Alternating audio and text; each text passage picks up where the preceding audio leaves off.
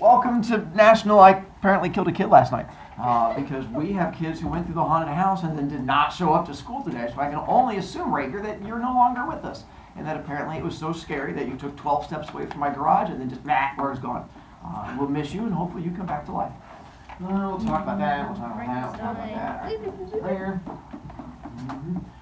So if you did come by last night, I do apologize. I ran out of cookies. I had 88 bags of cookies because I had a little over 100 kids come last year, and I ran out of cookies like in the first 45 minutes. I then moved to ring pops, and I had 50 ring pops, so that was right there 130 some things, and I ran out of ring pops pretty quickly, so then I had to go to double candy, and then I almost ran out of my double candy too. I had like a little over 100 kids come last year, and I had close to 200 people come this year, even though it was snowing.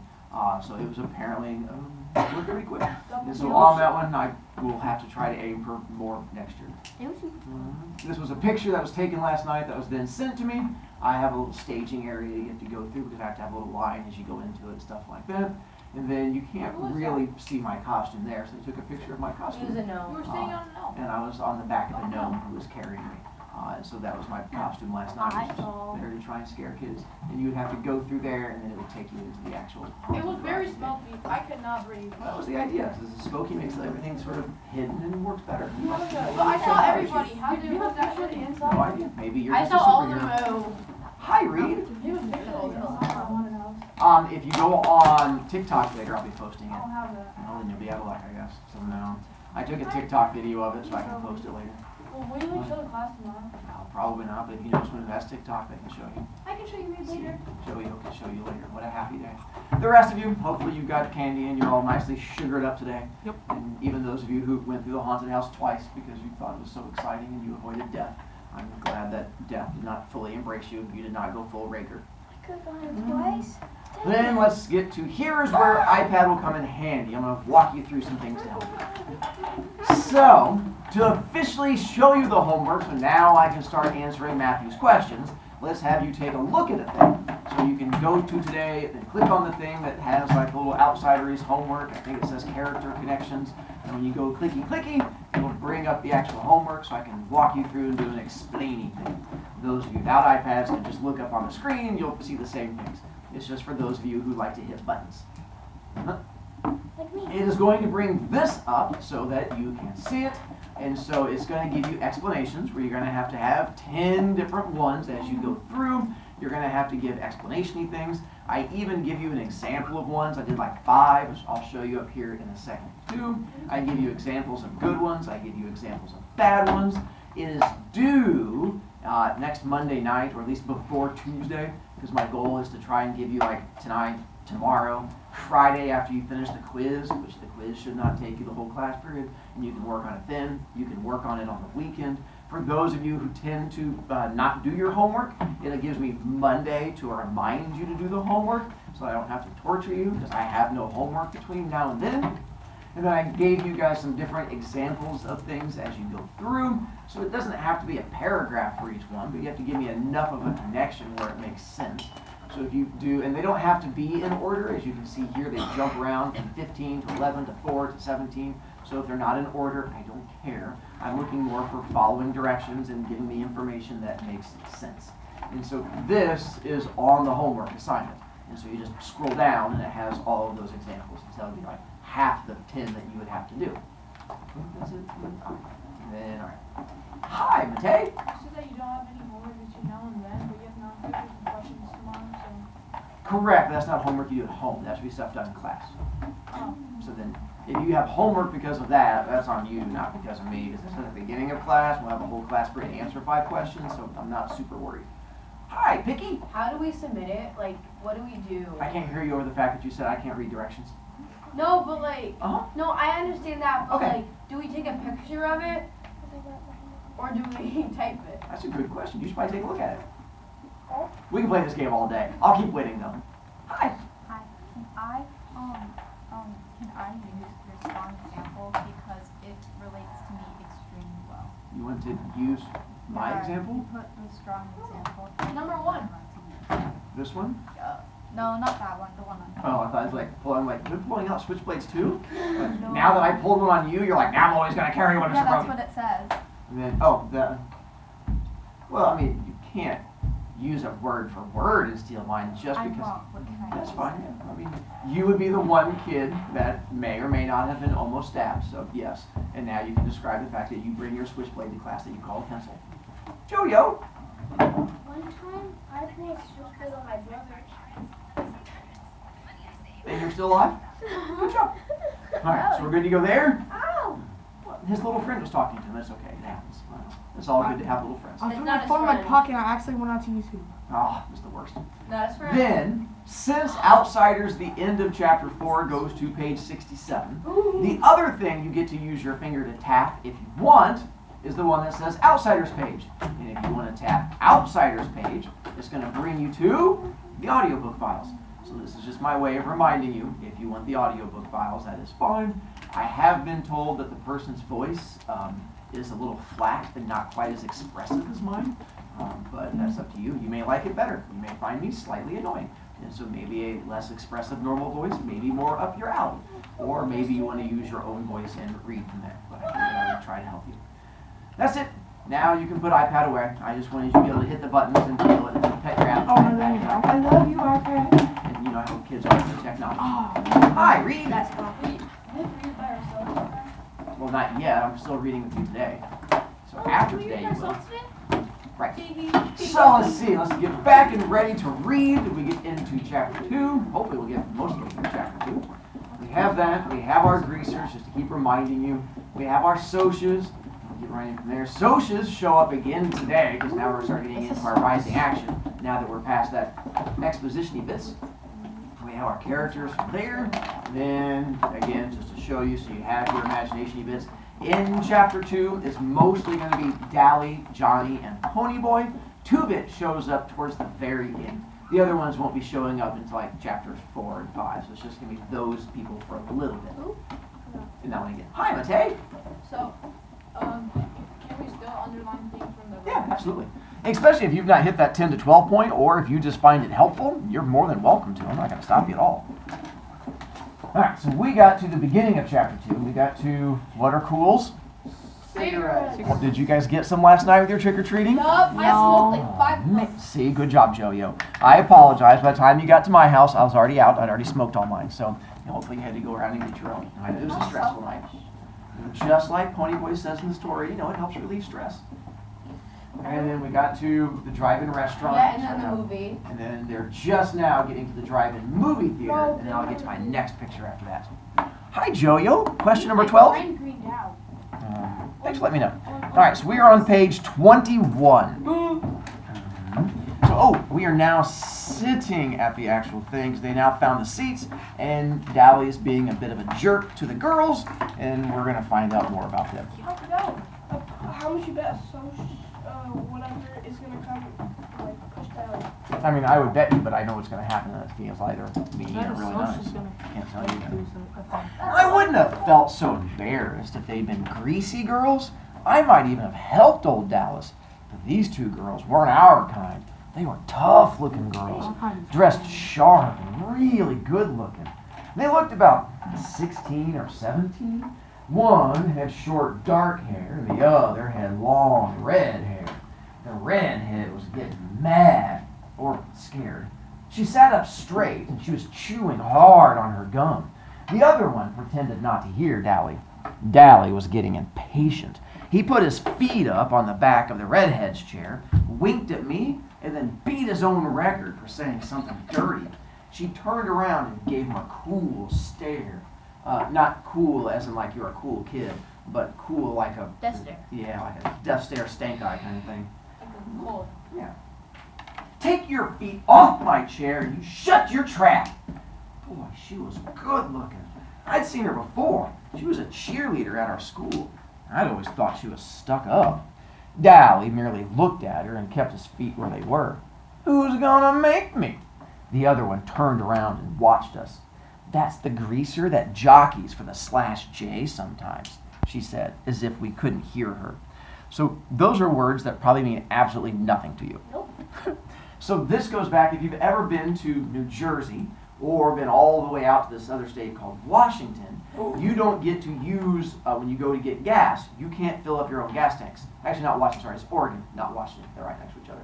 You have a person that's called a gas jockey, and their job was to come out and fill gas. And this used to be a job across like all of America. Instead of you filling up your own gas tank, you would pull up, and then a teenager would come out and be like, how much gas would you like? You'd be like 10 gallons. Like, okay. And they would go and like fill up your gas tank and wash your windows. And they were called gas jockeys. The /J is like a marathon or a Shell. It's just a type of gas station that was out west. So nowadays, we don't have them anymore unless you go to New Jersey. New Jersey has them. You're not allowed legally to fill your own gas. And then the same thing in Oregon, you're not allowed to fill your own gas when they have gas jockeys. Here, you can fill your own gas. Joey-O, you're out of luck with your previous 12 questions. Right. It was only 7. Oh, how silly of me. I'd heard that same tone a million times. Greaser, greaser, greaser. Oh yeah, I'd heard that tone before too many times. What are they doing at a drive-in without a car, I thought. Now it said, I know you two. I've seen you around rodeos. It's a shame you can't ride bull half as good as you can talk it, the redhead said coolly, then turned back around. That didn't bother Dally in the least. You two barrel race, huh? You better leave us alone, the redhead said in a biting voice, or I'll call the cops. Oh my, Dally looked bored. You got me scared to death. You ought to see my record sometime, baby. He grinned slyly. Guess what I've been in for? Please, leave us alone. Why don't you be nice and leave us alone? Dally grinned roguishly. I'm never nice. You want a Coke? She was mad by then. I wouldn't drink it if I was starving in the desert. Get lost, hood. Dally merely shrugged and strolled off. The girl looked at me. I was half scared of her. I'm half scared of all nice girls, especially Sosha's. Are you gonna start in on us? I shook my head wide-eyed. No. Suddenly she smiled. Gosh, she was pretty. You don't look the type. What's your name? I wish she hadn't asked me that. I hate telling people my name for the first time.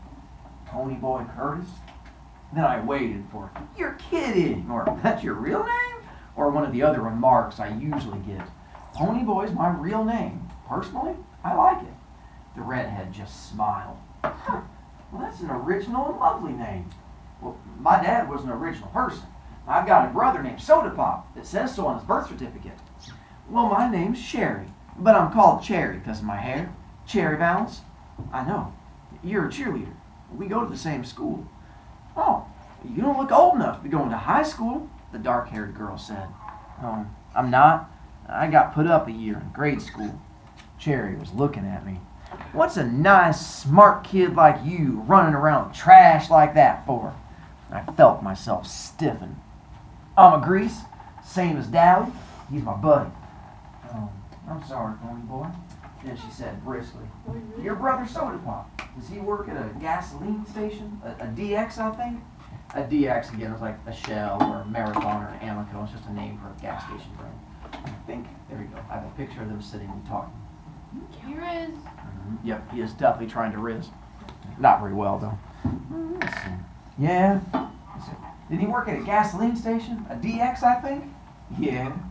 Man, your brother is one doll. I might have guessed you were brothers. You look alike. I grinned with pride.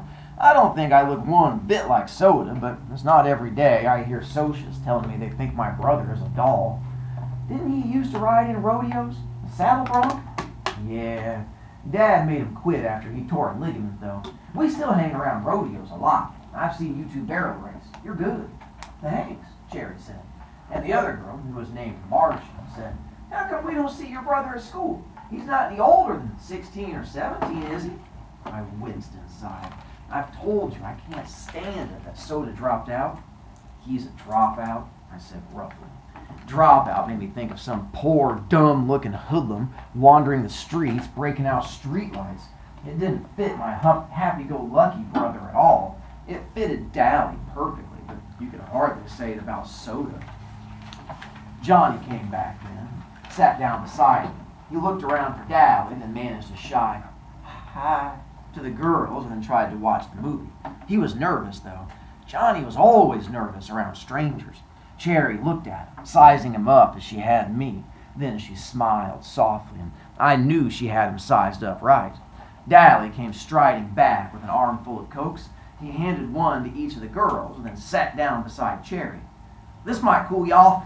She gave him an incredulous look, and then she threw her Coke in his face. No waste. "That might cool you off, greaser. After you wash your mouth and learn to talk and act decent, I might cool off too."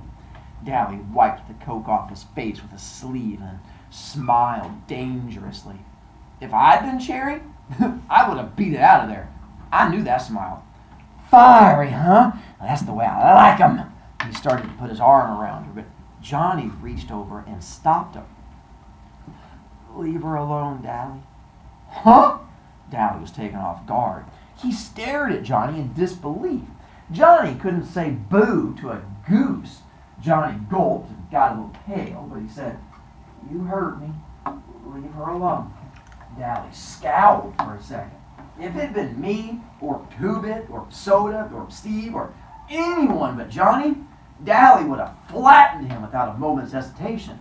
You just don't tell Dally Winston what to do. Like one time at the dime store, it just means drugstore, a guy told him to move over at the candy counter. Dally had turned around and belted him so hard it knocked a tooth loose. And that was a complete stranger, too. But Johnny was the gang's pet, and Dally just couldn't hit him. He was Dally's pet, too.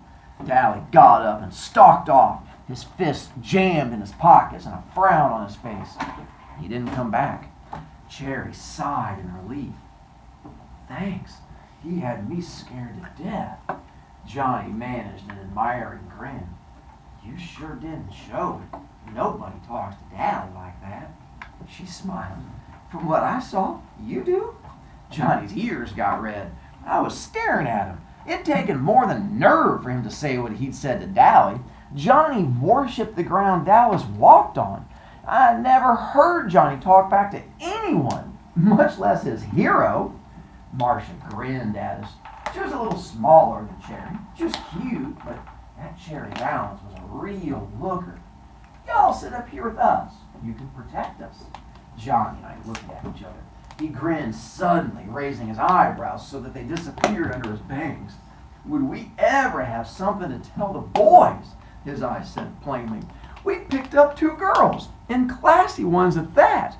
Not any greasy broads for us, real socias. Soda would flip when I told him. Now I have Riz." Sorry. Okay. Wouldn't that have been great if that had something been in the story? And Johnny was like doing the Riz dance all of a sudden. Every once in a while, my brain sort of goes on. "Okay," I said nonchalantly. "Yeah, might as well." I sat between them, and Johnny sat next to Cherry. "How old are y'all?" Marcia asked. 14, 16, said Johnny. "That's funny," Marcia said. "I thought you were both 16. Cherry finished for her. I was grateful. Johnny looked 14, and he knew it, and it bugged him something awful. Johnny grinned.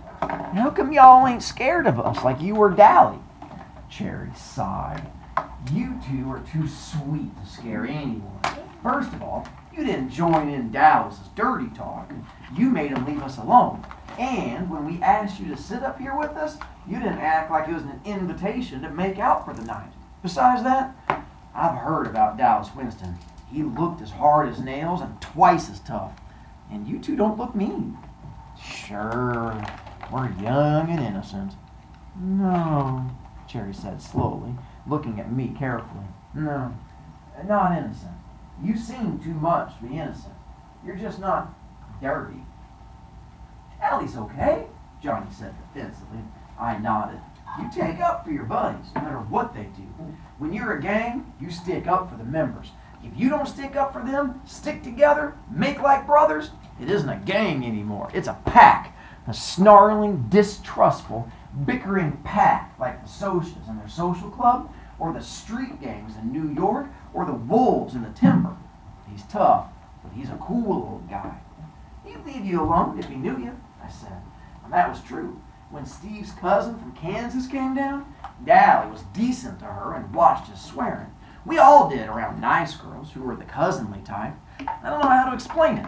We try to be nice to the girls we see once in a while, like cousins or the girls in class, but we still watch a nice girl go by on a street corner and say all kinds of lousy stuff about her.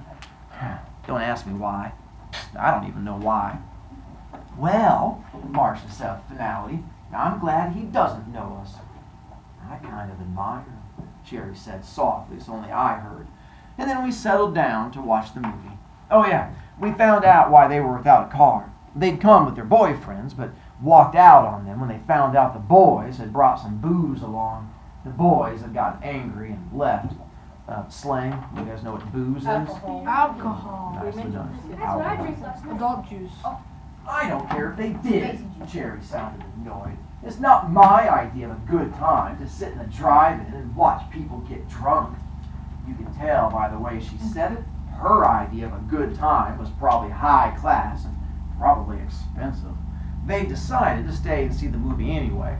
It was one of those beach party movies with no plot and no acting, but a lot of girls in bikinis and some swinging songs, so it was all right. We were all four sitting there in silence when suddenly a strong hand came down on Johnny's shoulder, and another on mine, and a deep voice said, "Okay, greasers, you've had it. I guess Felipe was right." I almost jumped out of my skin. It was like having someone leap out behind a door and yell "boo" at you. I looked fearfully over my shoulder, and there was Two-Bit grinning like a Chessy cat. "Glory, Two-Bit, you scared us to death." Real quick. Yeah, apparently it's not a Soch. It was Two-Bit pretending to be a Soch. Oh, I guess Felipe wasn't right. But it was fun watching you get a high five for it.